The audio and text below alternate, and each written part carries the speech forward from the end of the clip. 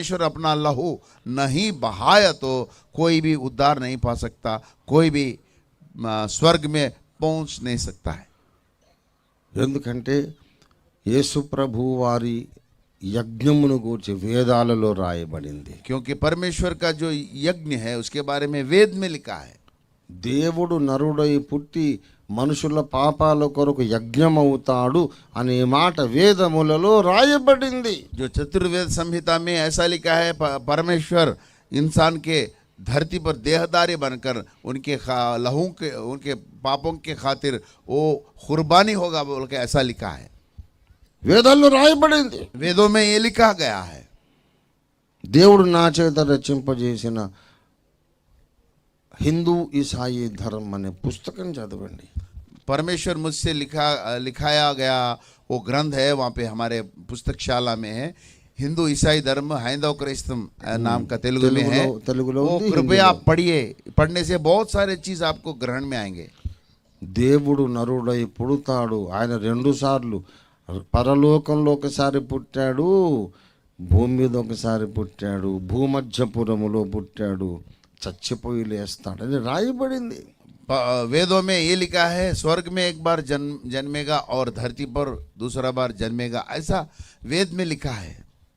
ఇంకా ఏ అవతార పురుషుడు కూడా ఇంత దారుణంగా చచ్చిపోలేదు. कोई भी अवतार के जो पुरुष है इतना बहुत बुरी तरह से मरेगा नहीं, ये लिखा है।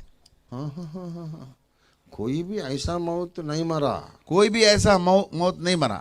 సారే అవతార్ లోग ఉన్నారు కదా, వీళ్ళు దశావతారం ఈ అవతారాలు ఎవడు ఇటువంటి సాగు చావలేదు. जितने सारे अवतार के महापुरुष है ऐसा उनका मृत्यु ऐसा नहीं हुआ, नहीं हुआ.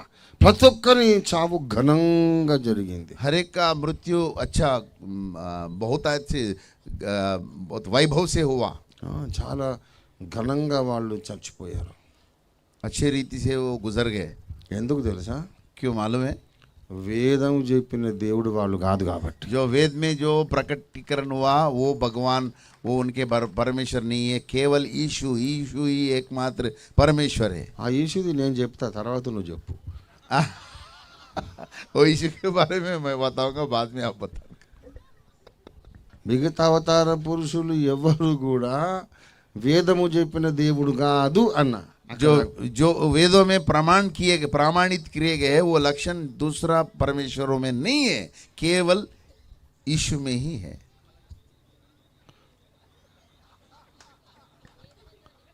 యేసుక్రీస్తు ఒక్కడు మాత్రమే వేదము చెప్పిన దేవుడు.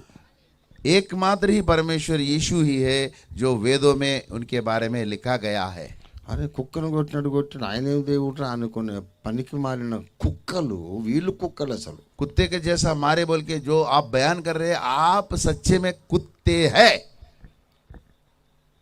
పరమాత్ముడు విరాట్ పురుషుడు భూమధ్యపురములో పుట్టి యజ్ఞమవుతాడు, ఆయన చంపుతారు అని రాసినటువంటి లేఖనాలు చూస్తే మరి అరే మన గ్రంథాల్లోనే దేవుడు కుక్కలాగా చచ్చిండని ఉందని తెలియలేదా?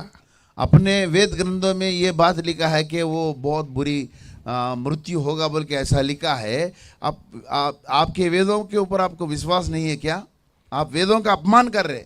यीशु के बारे में अगर आप दूषणा करें तो वेदों का अपमान आप कर रहे। భారతీయులు కానీ, జపానీయులు కానీ, జర్మన్ కానీ, ఫ్రెంచ్ కానీ, బ్రిటిషర్స్ కానీ, అమెరికన్స్ కానీ, ఆఫ్రికన్స్ కానీ, ఏ దేశ ప్రజలైనా నరకం తప్పించుకోవాలంటే పరమాత్ముడు మనిషై పుట్టి సిలువలో కార్చిన రక్తమును ఆశ్రయించాలి. इस धरती पे जितने सारे देश है, उस देश के वासी अगर उद्धार पाना है तो जो परमेश्वर मनुष्य देहधारी बनकर इस धरती पर जन्मा है, अपना प्राणों अपना जान को सूली पर गवा है, उनका बहाया हुआ लहू पे विश्वास करेगा, वही अनंत जीवन पाएगा और बचाया जाएगा। రక్తము చిందింపకుండా పాప క్షమాపణ కలుగదు. बिना लहू के पाप क्षमा नहीं हो सकता है। ఎడ్ల యొక్క మేకల యొక్క రక్తము సరిపోదు. बकरियों का और बैलों का खून से पाप क्षमा नहीं हो सकती है। దేవుని రక్తం కావాలి. परमेश्वर का पवित्र लहू ही चाहिए। దేవుని రక్తం కారాలంటే परमेश्वर का लहू बहना है तो ఆ దేవుడు కాసేపు తన బలాన్ని పక్కన పెట్టి బలహీనుడుగా రావాలి. ओ परमेश्वर अपना सामर्थ्य को बाहर रख के दुर्बल दिखना चाहिए, वही तो सूली है। దేవుడు బలహీనుడుగా కనబడి చేసిన యజ్ఞం परमेश्वर अपने आप को दुर्बल निर्बल का रूप में प्रकट करते हुए जो यज्ञ किया है, మహాశూరుల చక్రవర్తుల బల పరాక్రమములన్నిటికంటే బలవంతమైనది. सारा ब्रह्मांड के जितने सारे योद्धा है उनसे कई गुणों से बढ़ के है वो। పాతకాలం రాజులందరిని అడగండి,